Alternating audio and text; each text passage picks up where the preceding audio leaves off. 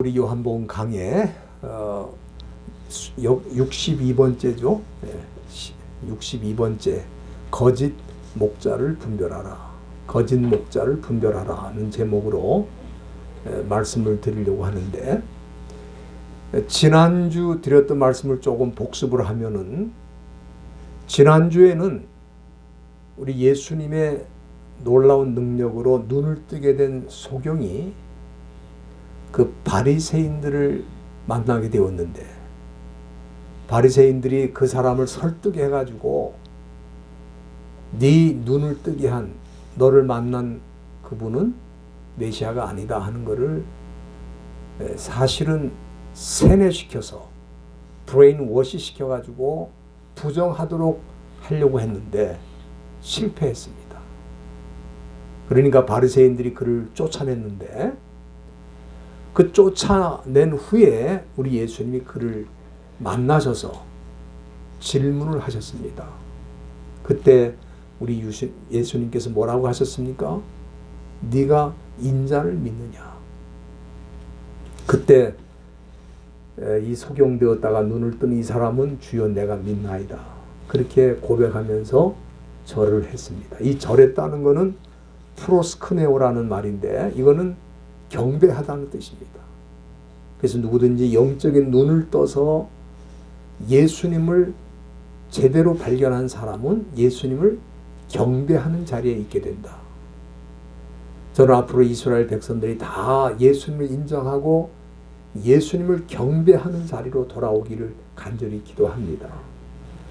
예수님께서는 이 질문을 하신 후에, 내가 심판하러 이 세상에 왔으니 보지 못하는 자들은 보게 하고 보는 자들은 소경되게 하려 함이라 그랬어요.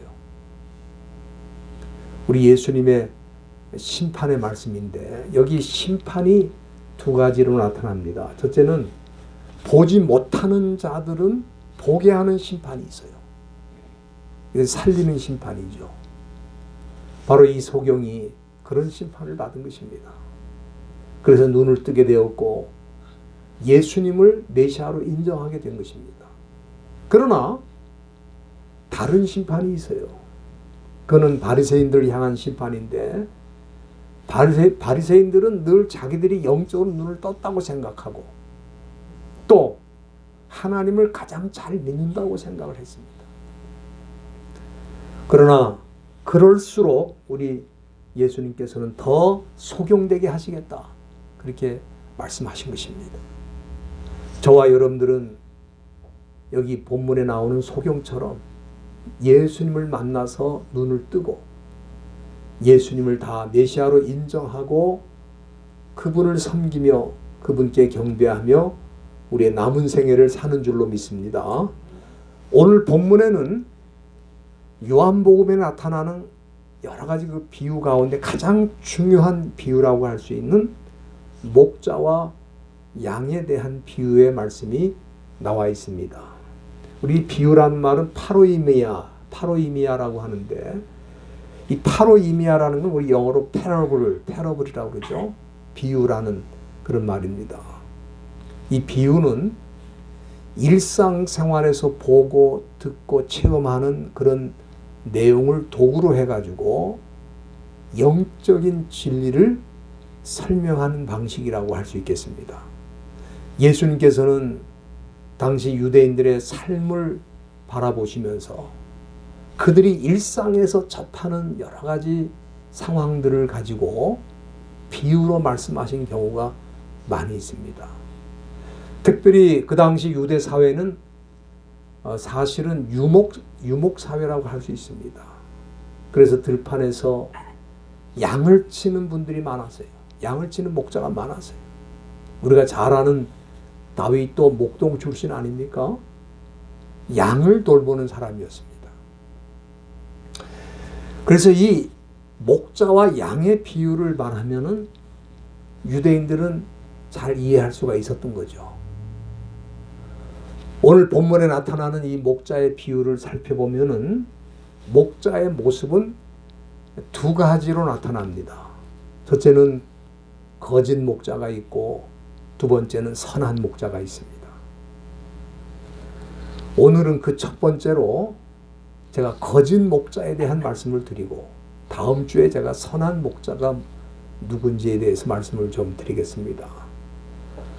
오늘 이 시대에 우리가 영적으로 바로 서고 또 신앙생활의 진정한 열매를 맺기 위해서는 우리가 이 거짓 목자를 만나서는 안 됩니다.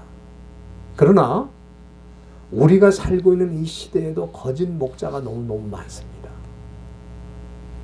그래서 우리가 이 본문 말씀을 통해서 거짓 목자는 어떤 모습으로 살고 있는지를 우리가 발견하고, 이 거짓 목자를 피해서 선한 목자로 가야 된다. 오늘 우리 예수님께서 그 교훈을 주시는 것입니다. 본문 1절 초두에 보면은 예수님께서 내가 진실로 진실로 이르노니 그렇게 말씀하셨어요. 여기 진실로라는 단어가 2번 나오지 않습니까? 헬라 말로는 아멘입니다. 히브리 말로도 아멘이에요. 같아요. 아멘은 히브리 말, 헬라 말 다 같습니다. 영어도 아멘, 또 한국말도 아멘, 다 같아요. 이 아멘은 그렇습니다라는 뜻이죠.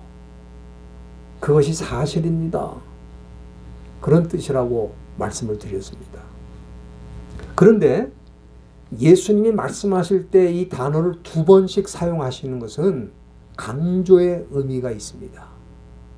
예수님이 이어서 말씀하신 내용이 진리라고 하는 것을 강조하기 위해서 진실로 진실로라는 말을 2번 쓰시는 것입니다. 우리 예수님께서 이 거짓 목자에 대해서 말씀하신 그 내용이 다 사실이라는 것을 강조하시는 거예요. 예수님께서 오늘 본문을 통해 거짓 목자의 특징 3가지 정도를 말씀하셨는데, 우리가 그것을 잘 살피면 이 시대에 거짓 목자를 피해서 참 목자를 따를 수 있다, 그렇게 생각합니다. 우선 이 거짓 목자의 그 특징은 삶이 비정상적이다. abnormal이라는 말을 쓰거든요. 영어로 abnormal, 비정상이라는 말이죠. 당시 우리가 목자들의 삶을 보면은, 목자들은 낮에는 양들을 다 끌고 가서 풀이 많은 데 가가지고 양들이 마음껏 풀을 먹고 놀 수 있도록 그렇게 안내를 합니다. 인도를 합니다. 그러나 이제 해가 지면은 양들을 다 모아서 양의 우리로 들어가는 거예요. 양의 우리로 들어가는 거예요. 그래서 우리의 문을 열고 양을 다 들여보내고, 거기서 끝나는 게 아니고 그 양의 우리로 들어가서 양들 가운데 다친 양은 없나, 또 양들 가운데 쓰러진 양은 없나 다 살핀 다음에 그 다음에 나오는 거예요. 그런데 거짓 목자는 어떻게 합니까? 오늘 본문 1절 중간에 보시면은 거짓 목자는 양이 있는 우리의 문으로 들어가지 않고 어디로 들어가요? 다른 데로 넘어간다 그랬어요. 다른 데로 넘어간다. 이 다른 데라는 게 뭐겠습니까? 담을 넘어가든지 개구멍으로 들어가든지, 예? 정식으로 들어가는 게 아니에요. 옆으로 다른 데를 넘어서 그렇게 들어간다 말씀하셨어요.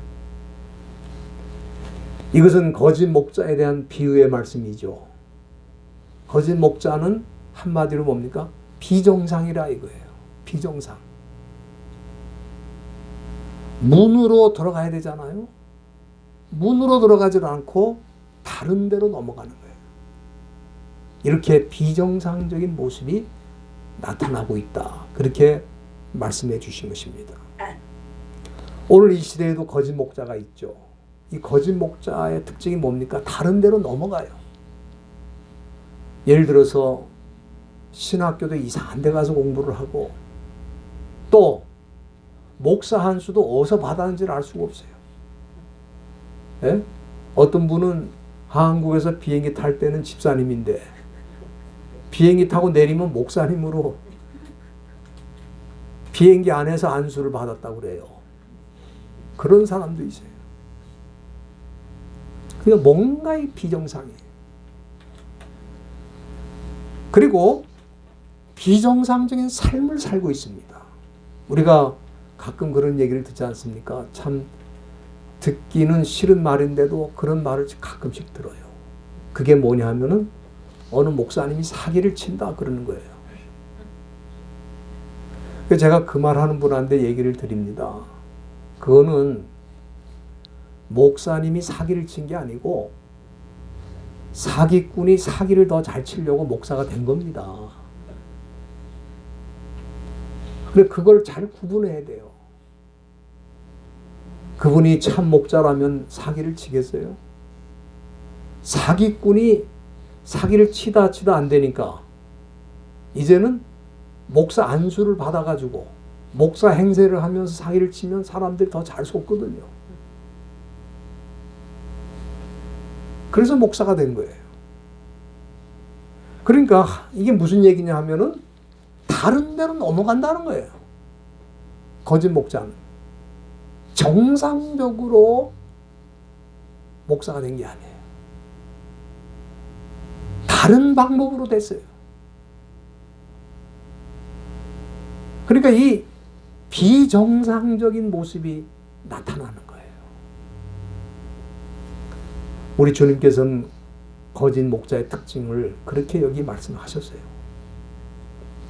두 번째는 거짓 목자의 특징은 양의 우리로 들어가는 목적이 잘못되어 있다는 거예요. 목적이 잘못되어 있다. 여기 1절에 양의 우리라는 표현이 나오는데 이거는 영적인 공동체, 지금으로 말하면 교회라고 할 수 있습니다. 교회를 비유하는 것이다. 우리라고 하는 것은 그 쉘터, 양의 쉘터죠. 그거는 이 시대의 교회를 비유하는 것이라고 할 수 있겠습니다. 그런데 거짓 목자는 그 양의 우리로 들어갈 때도 정상적인 방법이 아니라 다른 데로 넘어간다고 그랬는데 그 들어갈 때 목적도 잘못되어 있어요. 목적이. 그럼 왜 들어갑니까? 그 목적이 뭡니까? 1절 끝에 보면은 거짓 목자에 대해서 우리 예수님은 절도요 강도라 그러세요. 그러니까 그 양을 돌보기 위해서 들어가는 게 아니고 양을 훔쳐가기 위해서 들어간다는 거예요. 그러니까 아마 그 시대에 그런 양 도둑들이 많이 있었던 것 같아요.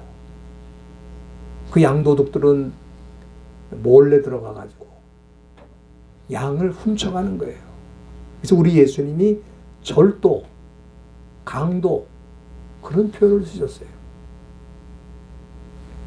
그리고 그 결과 어떤 일이 일어납니까? 우리가 본문 10절 말씀에 보면은 그렇게 양을 도둑질하고 강도질을 하기 때문에 어떤 결과가 일어나느냐? 거짓 목자는 도적질하고 죽이고 멸망시킨다 그랬어요. 여기 도적질하고 죽이고 멸망시킨다. 여러분들 이 시대의 거짓 목자도 결과적으로는 어떻게 됩니까? 양들을 해하고 죽이고 멸망시키는 결과가 있게 되는 거예요. 여기 절도, 강도라는 이런 표현을 쓰셔서 비유의 말씀을 우리 예수님이 하셨는데 여기 절도, 강도가 누구냐? 그럴 때에 저는 우선 이 절도, 강도는 마귀 사탄을 비유한 것이다라고 저는 생각이 됩니다.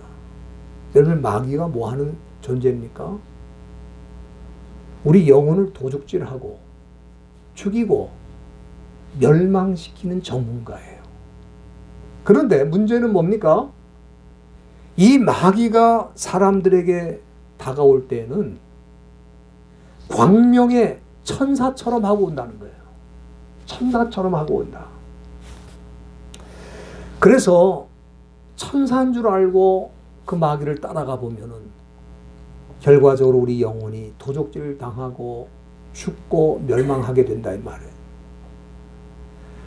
여러분들 고린도후서 11장 14절 한번 보시길 바랍니다. 거기 보면 사도 바울이 이것이 이상한 일이 아니라 그랬어요. 사단도 자기를 광명의 천사처럼 가장한다. 이게 사탄이 변장술의 전문가예요. 사탄이 자기를 꾸미고 올 때 보면은 악마가 아니고 광명의 천사로 자기를 꾸민다 그러세요. 그래서 사람들이 속는 거죠. 그렇기 때문에 사도 베드로는 이런 사단에 대해서는 아무리 천사처럼 다가온다 할지라도 너희 믿음을 굳게 해서 강하게 해서 그 사단을 대적하라 그랬어요. 그리고 또 이 예수님이 여기서 절도 강도를 비유한 것은 이 시대의 거짓 목자를 비유해서 말씀하신 것이라고 저는 생각이 됩니다. 여러분 어떻습니까? 이 세상에서는 가짜가 더 진짜처럼 보일 때가 많잖아요. 예? 그 짝퉁이 명품보다 더 명품 같을 때가 많아요. 얼마나 가짜를 진짜처럼 만들어내는지 사람들이 많이 속죠. 여러분 이 거짓 목자도 얼마나 자기를 잘 꾸미는지 몰라요. 그래서 그 명함을 보면요, 그 명함에 뭐 무슨 총회장이다, 노회장이다, 무슨 뭐 총장이다, 뭐 박사학위가 뭐 있다. 저는 명함이 없어요. 예? 그런 카드가 필요가 없어요. 근데 가짜일수록 그 명함을 너무 화려하게 잘 만들어가지고. 그럼 그런 카드를 받으면 이 사람이 진짜 그런가 보다 그렇게 생각할 때가 많죠. 아까 우리 고린도후서 11장을 봤습니다마는 고린도후서 11장 15절에도 보면은 사도 바울이 이 거짓 목자가 어떻게 위장하는지를 말씀했습니다. 사단의 일꾼이라고 그랬어요. 사단을 추종하는 악한 세력이 교회 안에 들어올 때는 자기를 의의 일꾼으로 가장한다, 꾸민다 그랬어요. 그래서 우리가 어떤 때는 그런 사단의 일꾼이 더 진짜처럼 보일 때가 많아요. 그 분별하는 거 쉬운 게 아닙니다. 쉬운 게 아니에요. 그런데 하여튼 명함에다가 뭐 그냥 가득하게 무슨 직함을 써가지고 다니는 사람들은 조심해야 돼요. 아니 목회하기도 바쁜데 어떻게 그렇게 직함이 많은지 몰라. 그거 다 어떻게 감당하나 모르겠어요. 그리고 마지막으로 우리 예수님께서 이 거짓 목자의 특징 세 번째 말씀하셨는데 거짓 목자는 특징이 뭐냐면은 상황이 어려우면 양을 버리고 도망간다는 거예요. 여러분 우리가 평상시에 거짓 목자의 정체를 알기가 쉽지 않습니다. 왜냐하면 너무 자기를 잘 꾸미고 위장하기 때문에 너무 거룩해 보이기 때문에 우리가 잘 알 수가 없어요. 근데 우리가 언제 그 정체를 알 수 있냐면은 본문 12절 중간에 보세요. 이리가 온다 그랬어요. 이리가 오는 때. 여기 이리는 루코스라고 하는데 루코스는 늑대라고 할 수 있습니다. 사실은. 울프, 늑대. 그러니까 공동체 안에 이리가 온다, 늑대가 온다는 건 뭐냐면은 교회가 어려워지는 상황을 비유적으로 말씀하는 거예요. 경제적으로도 영적으로도 고난과 고통이 다가오는 때가 있어요. 그런데 거짓 목자는 여기 12절 중간에 보십시오. 본문에 양을 버리고 달아난다 그랬어요. 그러니까 거짓 목자는 달아나는 게 특징이에요. 언제? 어려움이 다가올 때. 고통스러운 때에. 모든 것이 어려워지는 상황이 되면 거짓 목자의 특징이 뭡니까? 달아난다고 그래서 달아난다. 근데 그 달아날 때도 꼭 뭐라고 그러면서 또 달아나냐면 하나님의 뜻이라고 그러면서 달아나는 거예요. 꼭 하나님의 뜻이라고 그래요. 그 어려운 때일수록 목자가 필요하고, 그렇기 때문에 하나님이 거기다 세운 건데, 어려움이 일어나면 아, 이거 아닌가 보다. 여기서 더 이상 내가 얻을 게 없다. 그럼 도망간다는 거예요. 근데 왜 도망가느냐? 도망가는 게 바로 자기 정체성을 드러내는 거예요. 본문 12절 초대에 보면 예수님은 그런 사람에 대해서 뭐라 그랬습니까? 싹구는 목자도 아니요 양도 제 양이 아니라 그랬어요.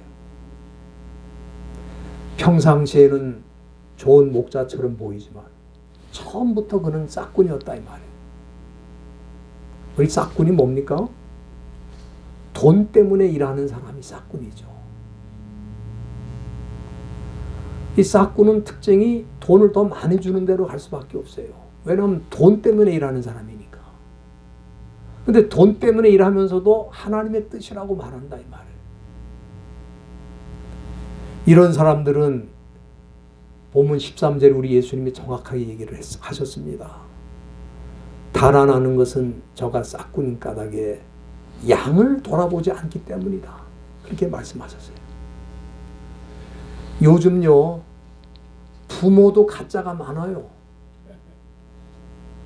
최근에 제가 한국의 뉴스를 보니까 25살짜리 엄마예요. 근데 이 엄마가 애를 낳아가지고는 어떤 분한테 100만 원에 팔아먹었어. 근데 그 100만 원에 산 그 여자분은 또 다른 사람한테 300만 원에 또 팔아먹었어요. 그러니까 며칠 사이에 이 아기는 부모가 2번 바뀐 거야. 그 왜 그렇게 했느냐? 원치 않는데 아기를 낳아가지고 이 아기 때문에 자기 인생이 지금 어려워졌다는 거야. 그래서 그 아기를 팔아가지고 이 아기가 무슨 죄가 있어요? 며칠 상간에 부모가 2번이나 바뀌고, 나중에 이 경찰이 이걸 알게 돼가지고 그 아기를 그 고아원에 갖다 주고 그 2 사람을 지금 체포해가지고 수사를 하고 있는데, 가짜 엄마라 이 말이에요. 가짜 버리고 도망가는 거예요. 자기가 불리하니까, 자기 상황이 어려워지니까 애기고 뭐고 없어요. 다 갖다 팔아먹어. 지금 세상이 이렇게 가짜가 판을 치고 있는 거예요. 부모도 가짜, 맨 가짜야. 그러니 교회 안에도 거짓된 목자들이 들어오는 거예요. 그리고 12절 끝에 보면은 이런 거짓된 목자들이 들어오는 이유가 뭡니까? 양을 늑탈하고 해친다고 그랬어요. 늑탈이란 말 요즘 뭐 잘 쓰지는 않습니다. 이건 하르파조라고 그러는데, 하르파조는 쉽게 말하면 잡아먹는 걸 뜻하는 거예요. 늑탈한다는 건 잡아먹는 거예요. 해치는 거는 흩어버리는 거죠. 그래서 이 거짓 목자로 인해서 공동체가 무너지는 것을 비유적으로 그렇게 설명한 것이라고 저는 생각이 됩니다. 여러분들, 그렇기 때문에 이 시대에 거짓 목자를 만나는 것처럼 불행한 일이 없어요. 왜? 결과적으로 내 영혼을 도적질하고 죽이고 멸망시키는 거예요. 구원의 길로 인도를 해야 됩니다. 더 주님께 가까워지도록 해야 되는데, 더 천국의 소망을 갖도록 해야 되는데, 점점 내 영혼이 피폐가 되고 상처를 당하고 마지막에 멸망당하는 거예요. 오늘 우리 예수님께서 이 비유의 말씀을 통해 우리에게 주신 거는 2000년 전에 주신 거잖아요. 그런데 어떻게 이 시대에 정확하게 맞는 말씀을 하셨는지, 우리 예수님께서 진실로 진실로라는 말씀을 2번이나 쓰시면서 이 비유를 말씀하신 것은 이 내용이 변함이 없는 사실이라 이 말이에요. 정확하게 맞는 말씀이라는 뜻이에요.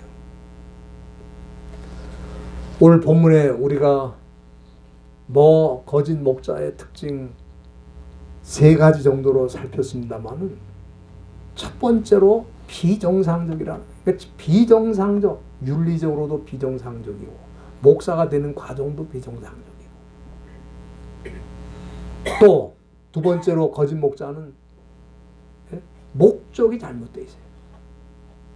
양을 돌보러 우리로 들어가는 게 아니라 절도요 강도로 들어가는 거예요.